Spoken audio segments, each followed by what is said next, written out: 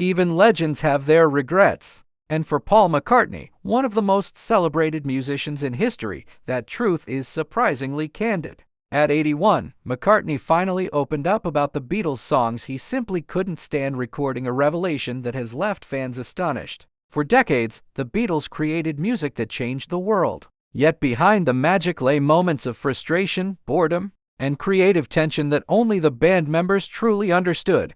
Sources close to McCartney say he had long harbored a love-hate relationship with certain tracks. Some were technically challenging, others felt repetitive, and a few just never resonated with him emotionally. The songs that drove him to distraction weren't the chart toppers or fan favorites. In fact, many of the songs McCartney loved least were the ones that, ironically, became classics. There was a disconnect between the joy of making music and the demands of perfection attention that shaped the Beatles' legendary career in ways most listeners never imagined. One example McCartney pointed to was a track from the White Album. Despite its eventual fame, the recording sessions were grueling, marked by endless takes and clashing ideas in the studio. McCartney admitted that he sometimes dreaded walking into those sessions, feeling trapped by the need to satisfy not only the band's creative vision but also the expectations of millions of fans. According to insiders, this wasn't about laziness or lack of skill. McCartney was meticulous,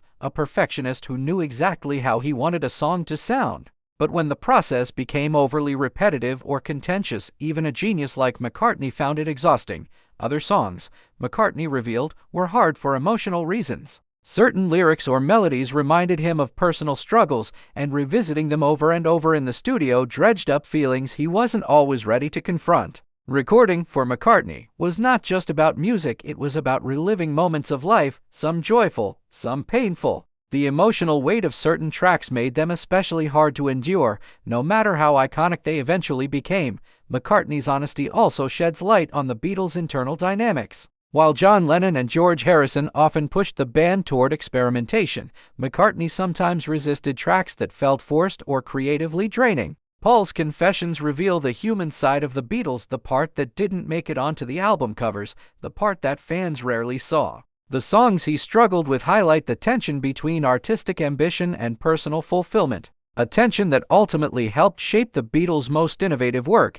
Yet even in these moments of frustration, McCartney never lost his commitment to music. Every note, every take, every repeated chorus was a testament to his professionalism and his drive to make music that would endure. He may not have enjoyed every song in the studio, but his dedication ensured that every track reached the highest standard of excellence. And in a way, these struggles made the Beatles' triumphs even more remarkable, reminding the world that genius often comes at a personal cost. Today, as McCartney reflects on his incredible career, he can look back with honesty, humor, and a touch of exasperation. The songs he couldn't stand recording are now part of a legacy that continues to inspire millions. They are proof that even the most legendary artists have their battles, moments of doubt, irritation, and challenge that remain hidden behind the music we love. And for fans, McCartney's candid revelations offer a rare glimpse into the human side of a band that once ruled the world.